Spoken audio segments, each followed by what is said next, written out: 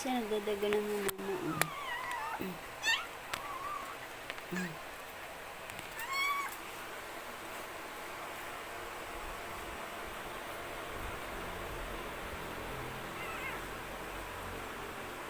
Lima pa lang sila yan. Mukhang may anak pa si Nana. Malaki pa ang tiyan.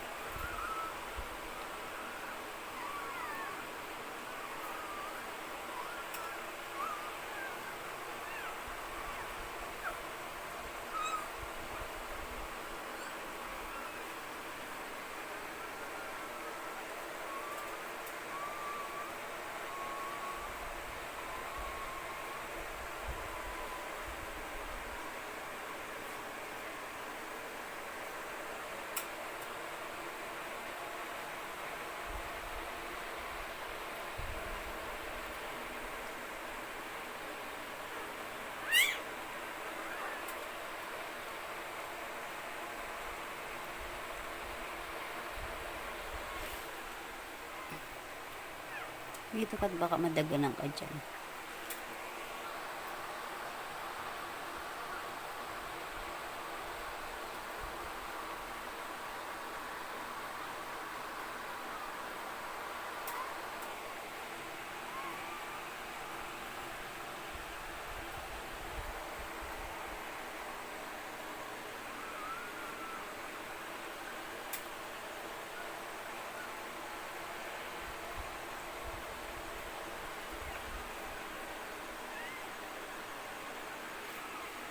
Lima pa lang sila, mukhang marami pang iaanak si Nana.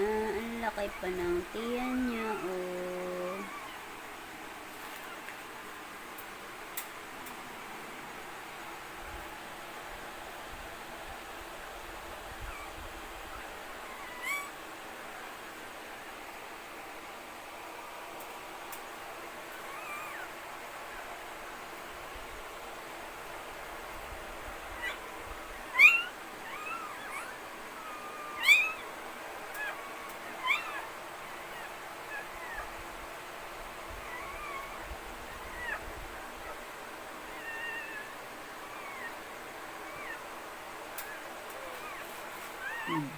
Madadaganan ka dyan, dito ka.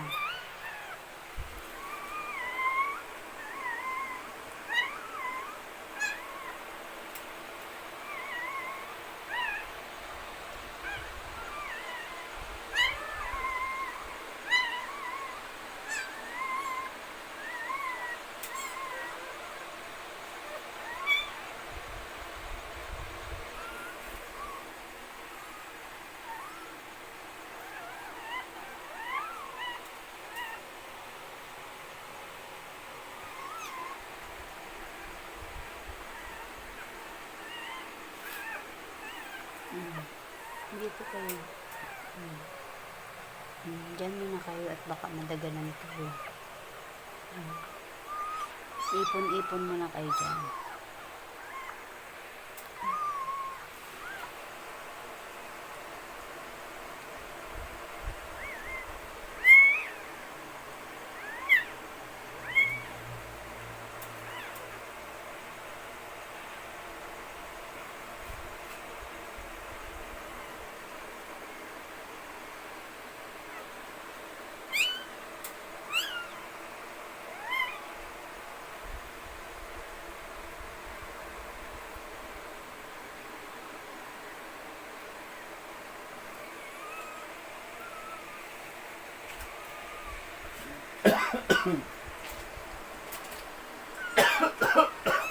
Lima pa lang sila.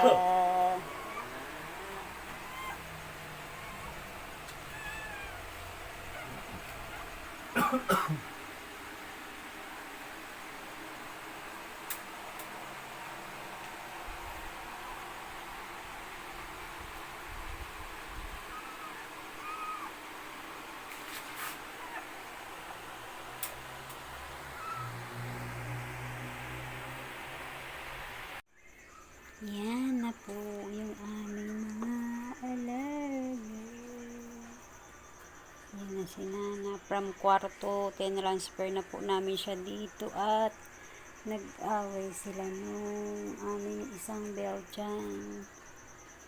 Kaya dito ko na po siya tinransfer ngayon. Ayan.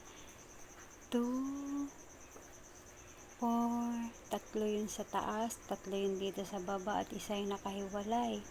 7 ang ano ni Nana, ang naging anak po niya. Yan, dyan na siya. Komportable na sila dyan sa kanilang bagong bahay. Sana po ay sa kwarto namin sana siya ng isang buwan. Kaya lang, tumapang si Nana.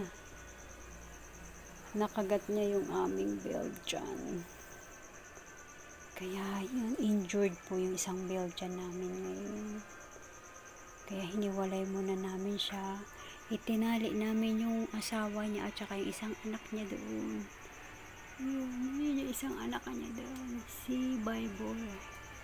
Yun, si Bible. Yun siya doon. Katali muna po sila. Habang si Nana naman ay naandito sa kulungan niya. Yan siya. Wala. Masarap na mahirap po pala magkaroon ng mga alagang aso. Kaya lang talagang kailangan natin silang alagaan dahil nandyan na yan nandyan na sila. Nakakatuwa. Meron siyang 7 kings.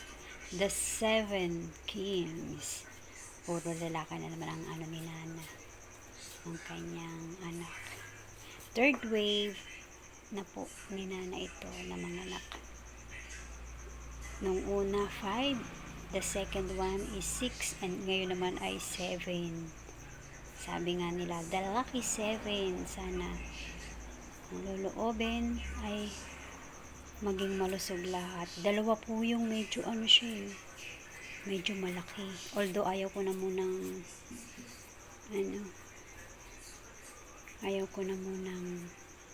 istorbohin si Nana at tumatapang po. Meron siyang ano ba yung tawag sa mga nanganganak? Postpartum. Nararamdaman din po pala ng aso yun. Kaya tumatapang siya. For almost 1 month po siguro, ganyan, magmamatapang yan. Kung sa tao, meron tayong tinatawag na postpartum, kahit din po pala sa mga aso ay meron din.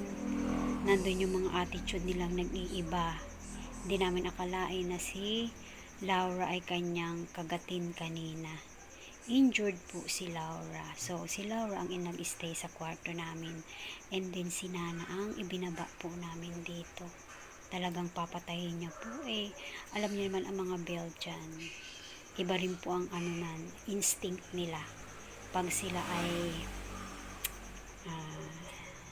syempre na-injured, meron din silang isip yan. Kahit sila ay mga aso, may mga isip yan. Baka for the second time around na magkita sila, baka naman siya naman ang kagatin ni Laura. Kasi maliit pa nga po, 4 months pa lang si Laura. Dito tayo kay Laura. Titingnan natin yung sitwasyon naman. So, ayan. Ayan po, nandito naman tayo ngayon sa kwarto namin. Kahapon, kagabi, dito siya. Dito naka-alis si Nana. Since nga po, nag-away sila, inaway niya yung aming Belgian na 4 months. Ayan, dito na siya ngayon. No-injured po si Laura. So, pinaghiwalay na namin siya. Hindi namin akalain na talagang ito ay mai-injured. Wawa naman yung aming bebe. 4 months pa lang po siya, na-injured na siya. Ito ay parang si Asbing. Si Asbing, dada. Ilang na-injured si Asbing. Si Asbing no nag-away naman sila ni Nono, ilang buwan yun. Halos mapatay din ni Nono si Asbing.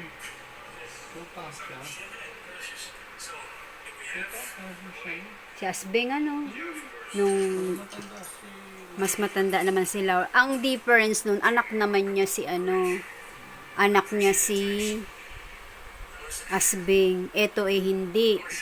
Kasi po si ano, si Masaktan kasi si Nano naman. o kaya naman niya nila inano si ano. Ito po kanina kasi parang yun nga tayo na mga babae kapag nanganganak po ay may nagkakaroon ng sinasabing postpartum. Nararamdaman po yata ni Nana yun. Ngayon, dito niya napagbuntunan si Laura. So, ayan po ngayon. Injured yung aming bebe. Performance pa naman po siya. Medyo, ano po, malaki na siya. Yan, malaki na si Laura.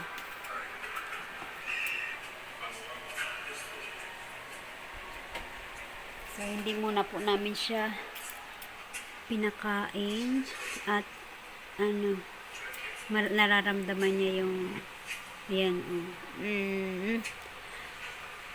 medyo nag-aano siya, nakakaramdam ng hindi maganda. So again, this is Santiago ni Nana. Salamat po sa inyong panonood ng aking mga channel. Salamat po sa Diyos ng aking mga videos ay mga salamat po sa Diyos.